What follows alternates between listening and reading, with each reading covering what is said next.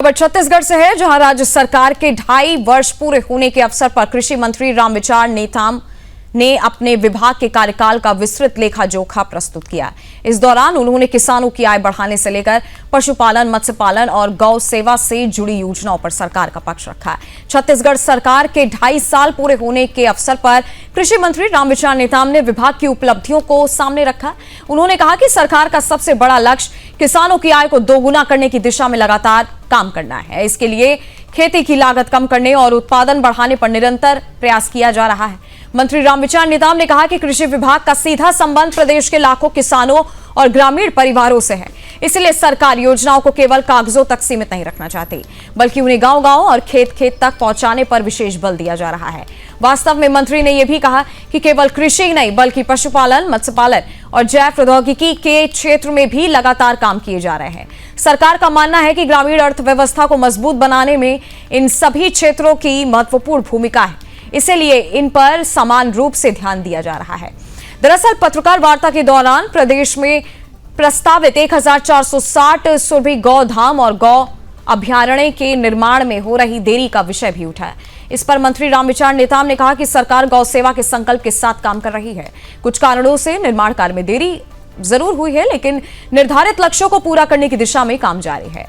मंत्री ने कहा कि हम तो गौ सेवक हैं, इसलिए सुरभि गौ धाम और गौ अभयारण्य के निर्माण को लेकर सरकार पूरी तरीके से प्रतिबद्ध है। उन्होंने भरोसा दिलाया कि अगले 2.5 सालों के अंदर सभी परियोजनाओं को पूरा करने का लक्ष्य रखा गया है। पत्रकार वार्ता में कृषि मंत्री ने एक बार फिर दोहराया कि सरकार की प्राथमिकता किसानों की आय बढ़ाना है। हमारे एपीसी साहब ने जो प्रेजेंटेशन दिया है, मैं समझता हूं कि समस्त विभागों का निचोड़ और जानकारी एपीपीटी के माध्यम से आप तक पहुंचाने का कोशिश हम लोगों ने किया है।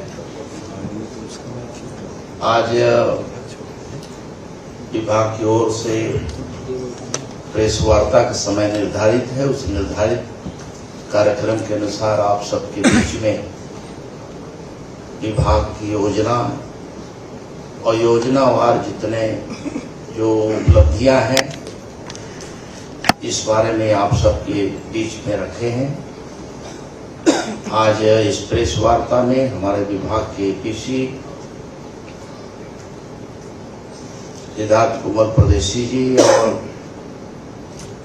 एग्रीकल्चर डिपार्टमेंट के हमारे डायरेक्टर राहुल देव जी, हमारे समस्त विभाग के डायरेक्टर्स हैं। जैसे कि आपको ज्ञात है कि हमारे पूरे मंत्रालय में 4 प्रमुख विभाग है। कृषि विकास एवं किसान कल्याण विभाग, उद्यानिकी विभाग, पशुधन विकास विभाग एवं मछली पालन विभाग। ये हमारे 4 सबसे इम्पोर्टेंट विभाग है और इनके अधीनस्थ विभिन्न निगम मंडल भी हमारे होते हैं, तो उनके संबंध में हम लोग जानकारी देंगे।